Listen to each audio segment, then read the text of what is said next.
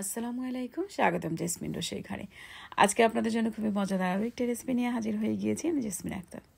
আজকে তৈরি করে দেখাবো লাজানিয়া। লাজানিয়াটা আমি একটু অন্যরকমভাবে তৈরি করে দেখাচ্ছি। আজকে আমি লাজানিয়ার শীটের পরিবর্তে এখানে আলু ব্যবহার করব। আলুগুলোকে ছিলে নিয়েছি, ধুয়ে এবার এভাবে একটা স্লাইসার দিয়ে স্লাইস করে কেটে নিব।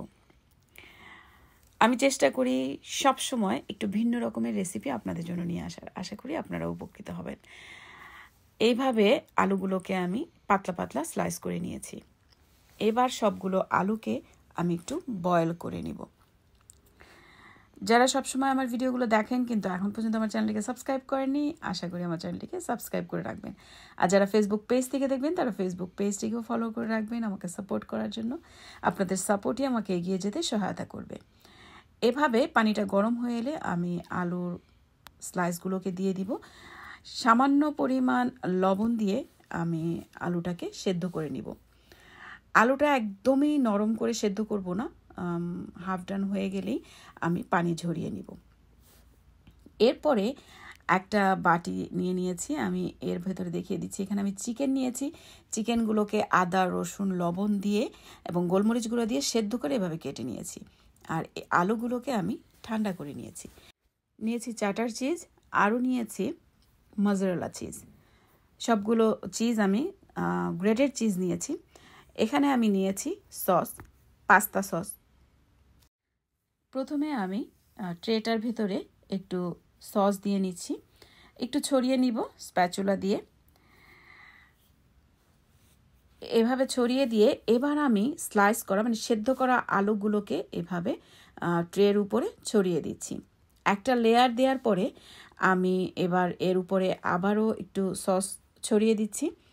সসটা ছড়িয়ে দিয়ে এরপরে আমি একে একে বাকি উপকরণগুলো দিয়ে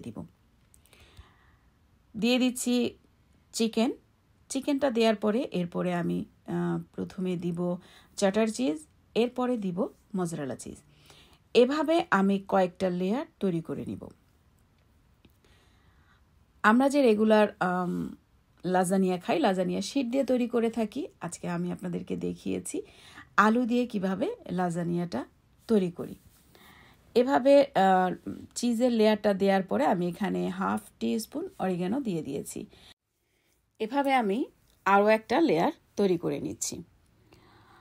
আগের মতোই আমি এখানে আলু স্লাইস করা সেদ্ধ আলুটা দিয়ে দিয়েছি। এরপরে দিয়ে দিব সস, এরপরে চিকেন এবং দুটো চিজ দিয়ে দিচ্ছি সস। এরপরে আমি দিয়ে দিচ্ছি চিকেন। প্রথম লেয়ারটার মতো চিকেনের উপরে আমি চিজ দিয়ে দিব। চিজটা দিয়ে এরপরে এর উপরে আমি দিয়ে দিব চিলি ফ্লেক্স। আপনারা চাইলে মিক্স হার্বও ব্যবহার করতে পারেন। আমি এখানে শুধু অরিগানোটাই ব্যবহার করেছি। প্রথমে চাটার চিজ দিয়েছি, আবারও মজরেলা চিজ দিয়ে এবার দিয়ে দিচ্ছি চিলি ফ্লেক্স। ঝালটা আপনারা আপনাদের পছন্দ মতো দিয়ে নেবেন। আমি এখানে প্রথম লেয়ারে চিলি ফ্লেক্স দিইনি, দ্বিতীয় লেয়ারে আমি চিলি ফ্লেক্সটা দিয়ে নিয়েছি। এরপরে আবারও আমি অরিগানো দিয়ে নিয়েছি। এইভাবে আমি আরও একটা লেয়ার তৈরি করে নিচ্ছি। একইভাবে আমি চিজ দিয়ে এবার অরিগানো দিয়ে দিয়েছি, দিয়ে চিলি ফ্লেক্সটা দিয়ে এবার আমি ওভেনে দিয়ে দিয়েছি। ওভেনটাকে আগে বলেছি প্রিহিট করে রেখেছি আমি 350-তে দিয়ে। প্রথমে 350-তে 10 মিনিটস রেখেছি, এরপরে বাকি সময়টা 300-এ রেখে আমি লাজানিয়াটা তৈরি করে নিয়েছি। আমি গরম গরমে আপনাদেরকে একটু কেটে দেখিয়ে দিচ্ছি। আপনারা একটু ঠান্ডা করে নিয়ে তারপরে এই লাজানিয়াটা কেটে নেবেন, তারপর পরিবেশন করবেন। কেমন লাগলো আজকে আমার এই রেসিপিটি অবশ্যই কমেন্ট করে জানাবেন। আরও একটা কথা, যখন খুব বেশি গরম অবস্থায় লাজানিয়াটা তুলতে যাবেন তখন দেখা যাবে যে ভেতর থেকে চিজ বা আলুটা বেরিয়ে আসছে। এই জন্য হালকা একটু ঠান্ডা করে নিয়ে দেন লাজানিয়াটা পরিবেশন করবেন। আজ এ পর্যন্তই। অন্য কোনো সময় নতুন কোনো ভিডিও নিয়ে আবারও হাজির হয়ে যাব।